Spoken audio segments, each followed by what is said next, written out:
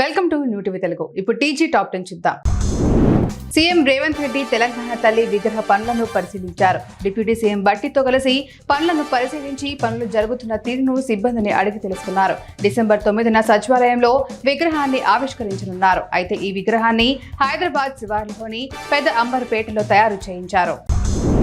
KCR farm house నుంచి బయటకు వచ్చి ప్రతిపక్ష నేతగా మాట్లాడాలని మంత్రి కొండా సురేఖ అన్నారు. హైదరాబాద్ లో నిర్వహించిన మీడియా సమావేశంలో మంత్రి సురేఖ మాట్లాడుతూ, కేటీఆర్ నువ్వు ఒక పార్టీ తరఫున మాట్లాడుతున్నావు కావచ్చు, కానీ ప్రభుత్వం గురించి మాట్లాడాలంటే మీ అయ్య మాట్లాడాలి. ప్రతిపక్ష పార్టీ ఎమ్మెల్యేలు అందరికీ చెబుతున్నా, మీకు నిజంగా అంత ధైర్యం ఉంటే మమ్మల్ని డైరెక్ట్ గా అటాక్ చేయండి, డైరెక్ట్ గా సలహాలు సూచనలు ఇవ్వండి అని అన్నారు.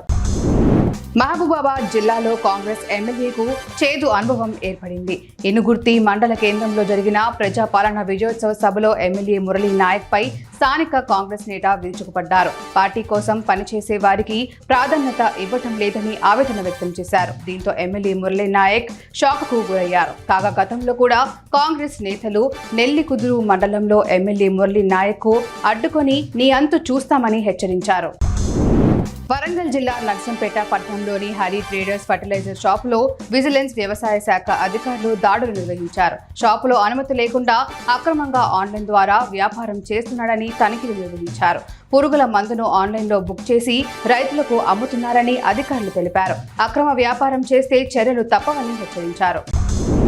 పేదల సొంతింటి కలను నెరవేర్చడమే లక్ష్యంగా కాంగ్రెస్ ప్రభుత్వం ఇందిరమ్మ ఇళ్ల పథకాన్ని లాంఛనంగా ప్రారంభించింది. ఈ మేరకు సీఎం రేవంత్ రెడ్డి ఇందిరమ్మ ఇళ్ల సర్వే మొబైల్ యాప్ను ప్రారంభించారు. అలాగే ఇందిరమ్మ ఇంటి నమూనాలు విడుదల చేయగా సోషల్ మీడియాలో చక్కర్లు కొడుతుంది. కాగా తొలి విడతలో భాగంగా సొంత స్థలం, రేషన్ కార్డు ఉన్న వారికి ప్రాధాన్యత ఇవ్వనున్నట్లు సమాచారం.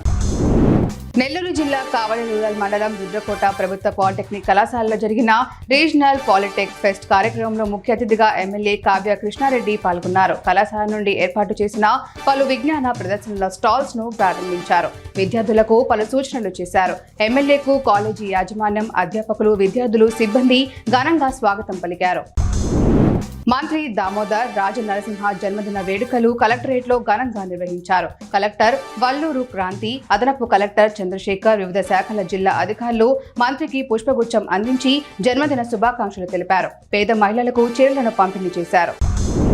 నారాయణపేట జిల్లా కేంద్రంలో నిర్వహించిన సేవాలాల్ క్రికెట్ పోటీలను మత్కల్ ఎమ్మెల్యే వాకిటి శ్రీహరి ప్రారంభించారు. అనంతరం క్రీడాకారులను పరిచయం చేసుకున్నారు. కాసేపు సరదాగా క్రికెట్ ఆడి క్రీడాకారులను ఉత్సాహపరిచారు. క్రికెట్లో రాణించాలని, రాష్ట్ర, జాతీయ స్థాయిలో ప్రతిభ చాటాలని చెప్పారు. ఈ కార్యక్రమంలో మార్కెట్ కమిటీ చైర్మన్ శివరెడ్డి, మాజీ ఎంపీపీ చంద్రకాంత్ గౌడ్ నాయకులు పాల్గొన్నారు.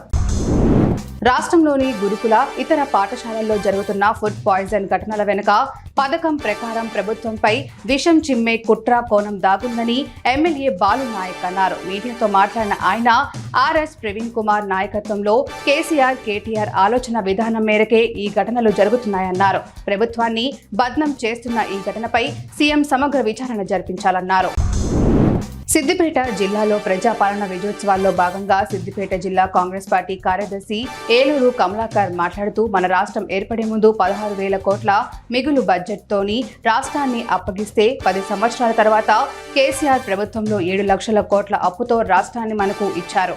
200 యూనిట్ల ఉచిత కరెంటు, గ్యాస్ పైన 500 రూపాయలు సబ్సిడీ ఇచ్చామన్నారు.